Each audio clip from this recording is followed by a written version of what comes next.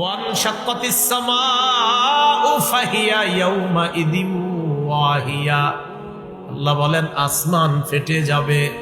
ফাহিয়া ইয়াউমাইযিন ওয়াহিয়া, আসমানটা সেদিন জীর্ণ হয়ে যাবে। ওয়াল মালাকু আলা আরজাইহা, আসমানের যত ফেরেশতা সবাই আসমানের কিনারায় চলে যাবে। আসমান ফেটে যাবে, জীর্ণ হয়ে যাবে। ওয়াহমিলু আরশা রাব্বিকা ফাওকাহুম ইয়াউমাইযিন সামানিয়া, সেদিন আপনার রবের আরশটা বহন করবে 8 জন ফেরেশতা। কয়জন ফেরেশতা? 8 জন ফেরেশতা আরশটা ধরে রাখবে।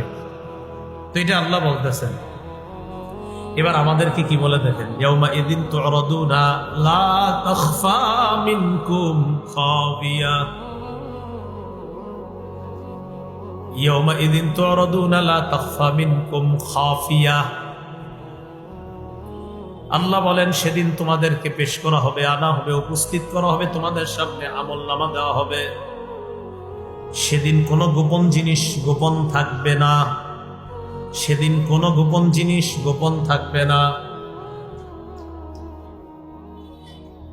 আয়াতের অনুবাদটা প্রতিদিন চিন্তা করবেন। আল্লাহ বলেন সেদিন তোমাদেরকে কিয়ামতের ময়দানে আনা হবে, তোমাদের কোনো গোপন বিষয় গোপন থাকবে না, আমি আল্লাহ যদি গোপন না করি। ইয়াউমাইযিন তু'রাদুনা লা তাখফা মিনকুম খাফিয়া, আল্লাহ বলেন সেদিন তোমাদের কোনো গোপন জিনিস গোপন থাকবে না। সূরা লুকমানের মধ্যে আল্লাহ বলেন ইন্নাকা ইন তাকুম মিসকালা হাববাতিন মিন খারদালিন ফাতাকুন ফি সাখরা আও ফিস সামাওয়াতি আও ফিল আরদি ইয়াতি বিহা আল্লাহ। লোকমান হাকিম তার সন্তানকে বলে, সন্তান, সামান্য কোনো বস্তু যদি পাথরের মধ্যে থাকে, আসমানের মধ্যে থাকে, জমিনের মধ্যে থাকে, ইয়াতি বিহা আল্লাহ, ওই সরিষা পরিমাণ বস্তুটা কিয়ামতের ময়দানে আল্লাহ উপস্থিত করবে। সরিষা পরিমাণ কোন বস্তু পাথরে ছিল, আসমানে ছিল, জমিনে ছিল, আল্লাহ উপস্থিত করবে। আপনার কোনো বিষয় গোপন থাকবে না। হ্যাঁ, আল্লাহ অনেক গোপন বিষয় কারো সামনে প্রকাশ করবে না, তবে পর্দার আড়ালে হলেও আপনারে বলবে, বান্দা করছো এগুলা, এগুলা করছো। 3 বার স্বীকৃতি নিবে, করছিলা?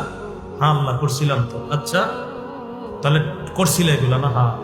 ও ঠিক আছে, তো তোমার যে হালাত কি অবস্থা হতে পারে, পর্দার আড়ালে নিয়ে আল্লাহ তাকে মাফ করে দিবেন। মাফ করার পর তাকে বলবে, থাক, তুমি কাউকে বলা দরকার নাই, যাও যাও, আমি তোমারে মাফ করে দিচ্ছি।